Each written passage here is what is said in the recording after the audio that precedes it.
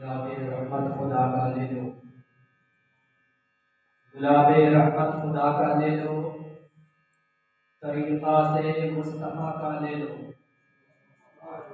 گلاب رحمت خدا کا لے لو، طریقہ سے مصطفیٰ کا لے لو، اضافہ جو چاہو نیکیوں میں سلام محبت ہمارا لے لو۔ السلام علیکم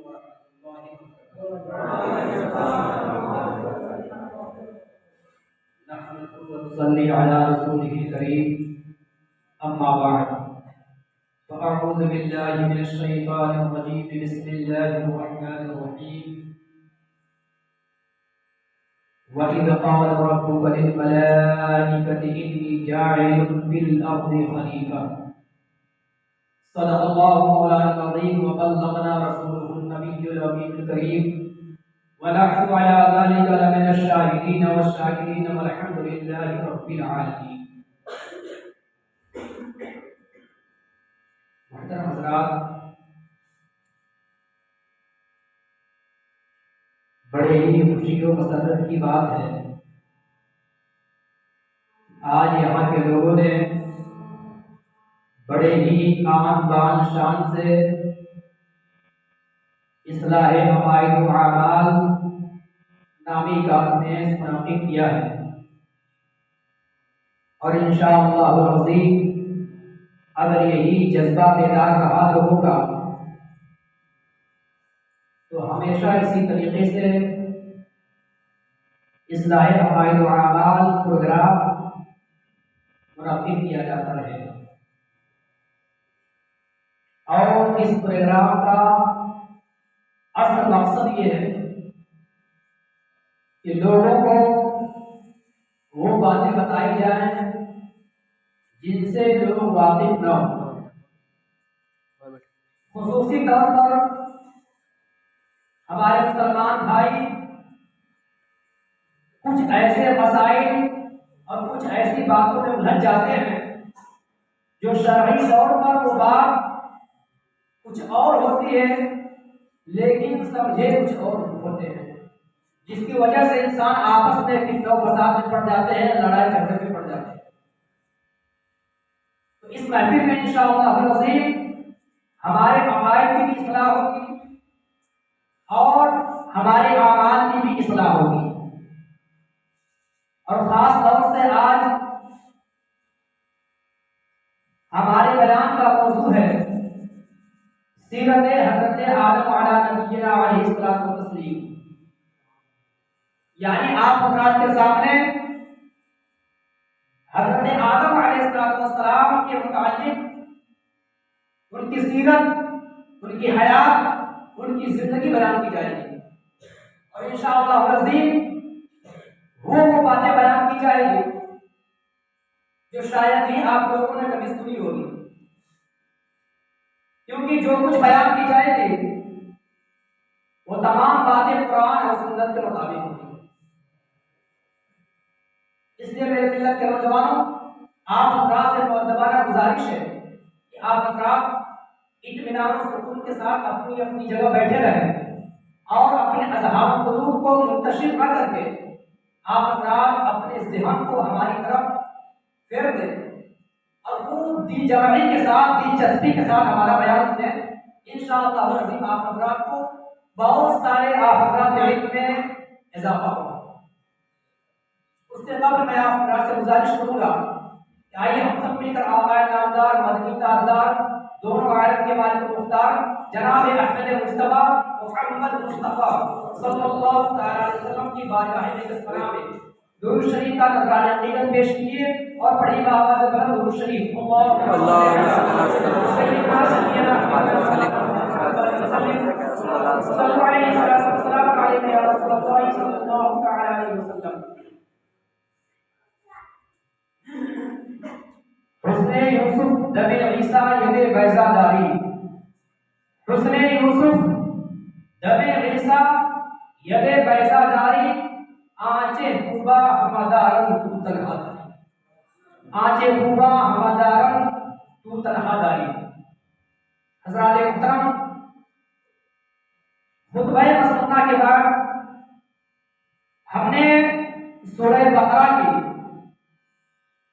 آیت نمبر 30 کی مختصر سے حصے کی تلاوت کا شرف حاصل کیا ہے، اور انشاءاللہ العزیز اسی پر گفتگو کرنے کی کوشش کروں گا۔ اللہ رب العزت قرآن حکیم میں ارشاد فرماتا ہے وَإِذْ قَالَ رَبُّكَ لِلْمَلَائِكَةِ إِنِّي جَاعِلٌ فِي الْأَرْضِ خَلِيفَةً۔ آپ ذرا غور کریں کہ اس دنیا کا سب سے پہلا انسان حضرت آدم علیہ السلام ہے، اور اللہ رب العزت نے حضرت آدم علیہ السلام کو سب سے پہلے پیدا کرنے کے بعد سب سے پہلے ظاہری طور پر نبی بنایا، لیکن ساری دنیا کے انسان حضرت آدم علیہ السلام کے اولاد ہیں، تو تمام انسانوں کو کے اوپر یہ فرض بنتا ہے کہ ہر انسان اپنے باپ حضرت آدم علیہ السلام کے متعلق ان کی حیات، ان کی سیرت معلوم کرے، اور یہ بھی معلوم کرے کہ ہماری پیدائش کس طریقے سے ہوئی ہے۔ اللہ رب العزت نے ہمارے باپ حضرت آدم علیہ السلام کو کس انداز میں، کس طریقے سے، کب اور کہاں پیدا کرنا ہے، یہ ہمیں معلوم ہونا بہت ضروری ہے۔ آئیے میں اسی اعتبار سے، اسی تعلق سے ایک آیت کریمہ پڑھی۔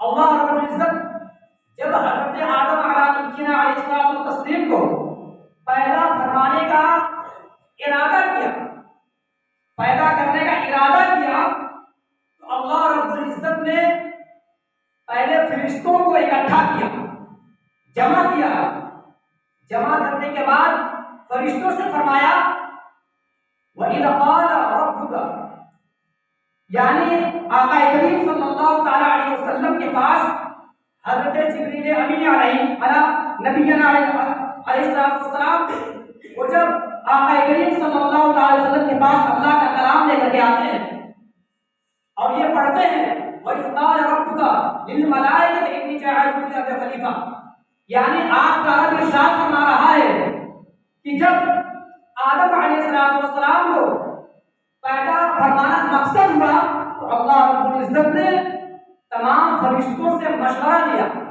اور یہ کہا کہ اے فرشتوں، میں زمین میں اپنا ایک نائب، ایک خلیفہ بنانے والا ہوں،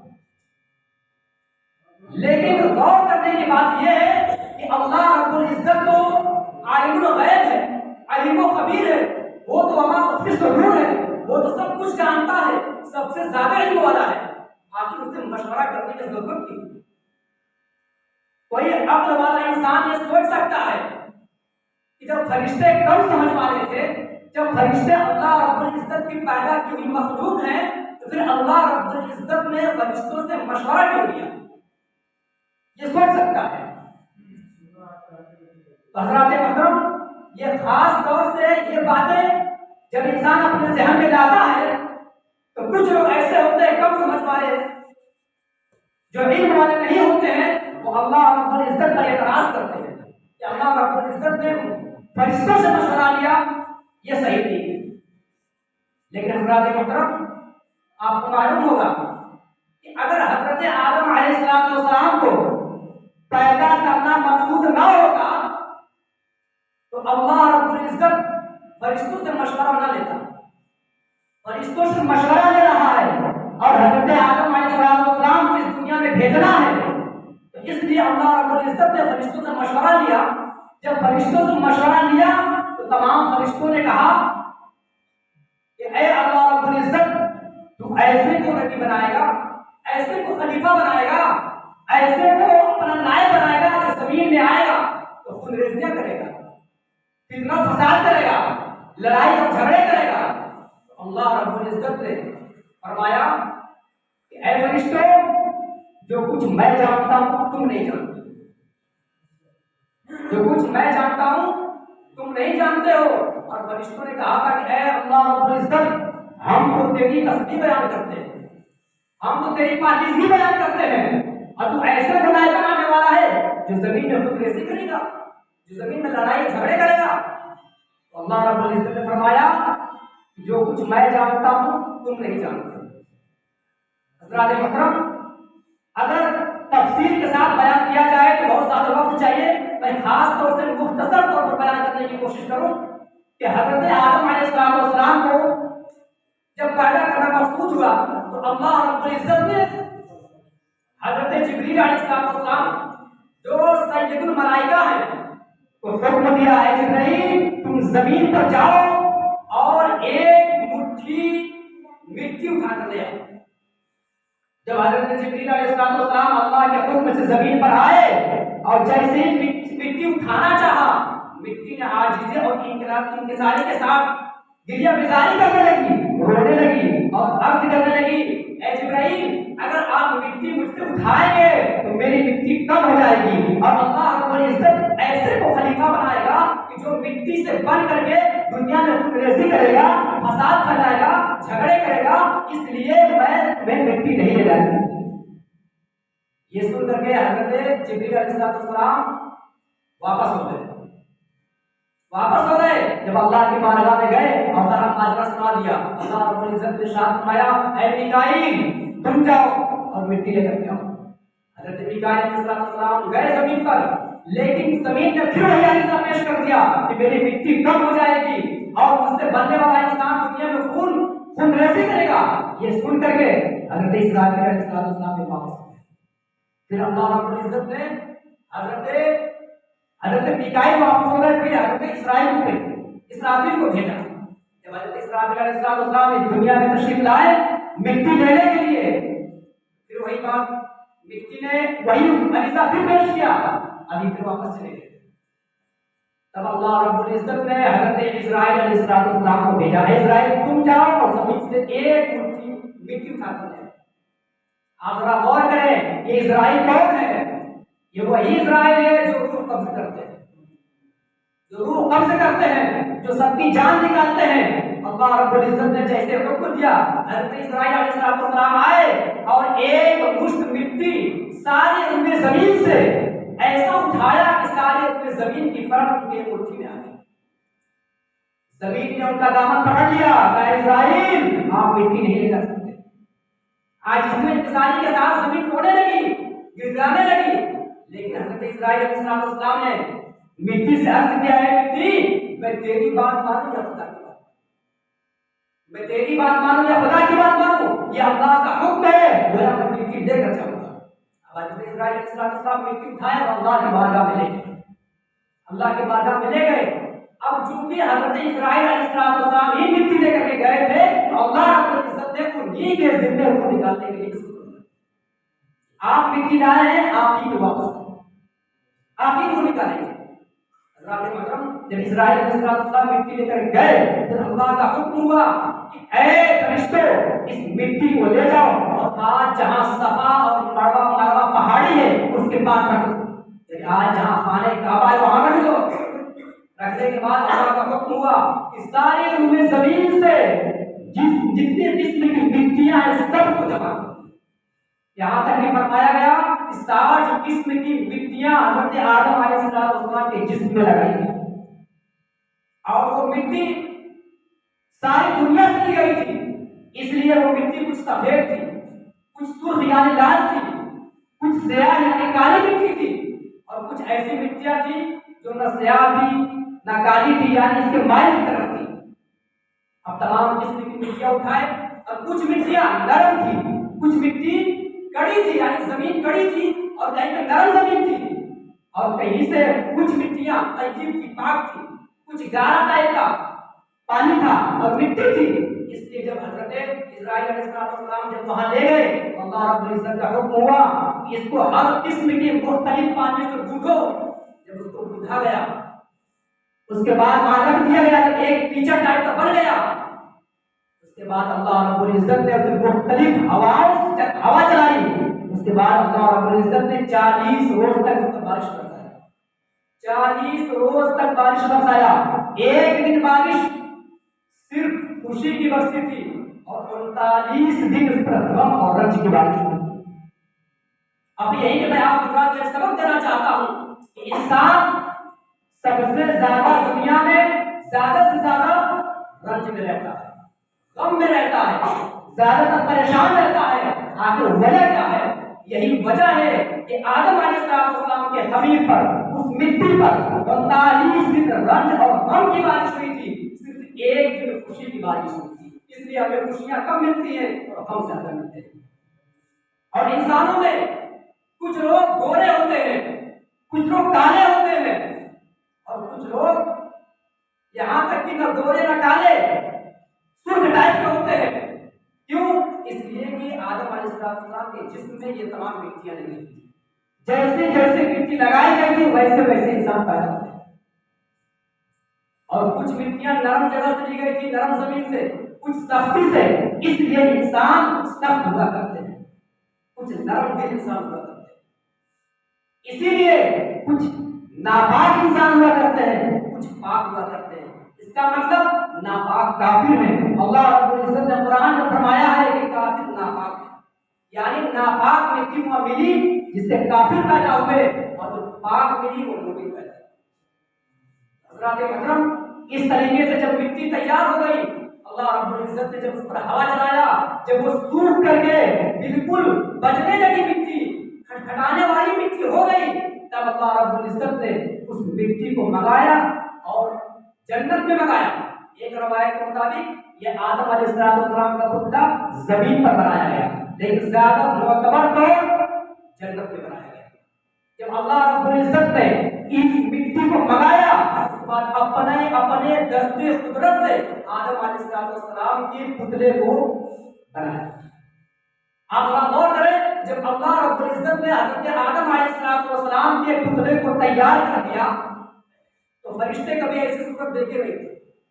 فرشتے دیکھ کر تعجب میں پڑ گئے، اور حضرت آدم علیہ السلام کے پتلے کے ارد گرد گھومنے لگے، تعجب میں پڑ گئے۔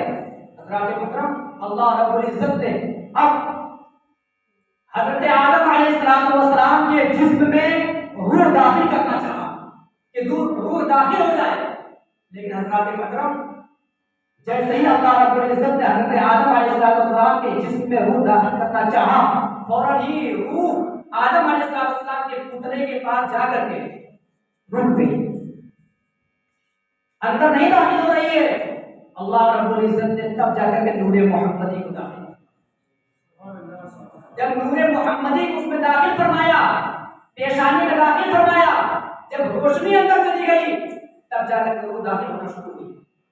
جب وہی روح سر میں پہنچی، دماغ میں پہنچی، تو فوراً حضرت آدم علیہ السلام کو چھینک آ گئی۔ جیسے چھینک آئی، اب روح نیچے آ رہی ہے، جیسے ہی منہ تک پہنچی، فوراً ہی حضرت آدم علیہ السلام نے کہا الحمدللہ، یعنی حضرت آدم علیہ السلام کی زبان سے جو سب سے پہلا لفظ نکلا تھا، جو سب سے پہلا کلمہ نکلا تھا، وہ الحمدللہ، جس کا مطلب ہوتا ہے تمام تعریف اللہ کے لیے۔ اللہ رب العزت نے اس کے جواب میں کہا تھا یرحمک اللہ، کہ اللہ تبارک و تعالیٰ آپ کا رحم کرے، اسی لیے میں نے آپ کو پیدا ہی کیا ہے، یعنی میری تعریف ہی کرنے کے لیے آپ کو پیدا کیا ہے۔ حضرات محترم، جیسے ہی وہ جسم میں روح داخل ہوتی گئی، آدم علیہ السلام کا جسم زندہ ہوتا گیا، لیکن جیسے ہی وہ روح کمر تک پہنچی تھی، آدم علیہ السلام اٹھنا چاہے، ہلنا چاہے، لیکن نہ یہ گر پڑے، آدم علیہ السلام گر گئے، کیونکہ ان کے پاؤں میں روح نہیں تھی، کمر تک تھی۔ رب العزت نے فرمایا کہ ہم ابھی نہیں سکتے، نہیں اٹھے، کیوں؟ اس لیے روح جو گئی ہے کمر، جب وہ روح نیچے گئی تب علیہ السلام چل ہلنے لگے۔ آپ بتاؤں کہ ہم علیہ السلام جب زندہ ہو گئے، اللہ رب نے حکم دیا فرشتوں کو سلام کیا۔ آدم علیہ السلام نے سب سے پہلے سلام کیا السلام علیکم ورحمۃ اللہ، فرشتوں نے کہا وعلیکم السلام ورحمۃ اللہ۔ اللہ رب نے فرمایا یہی سلام کی جتنی اولاد ہوگی تمام اولاد میں رہے گا، تمام اولاد میں رہے گا۔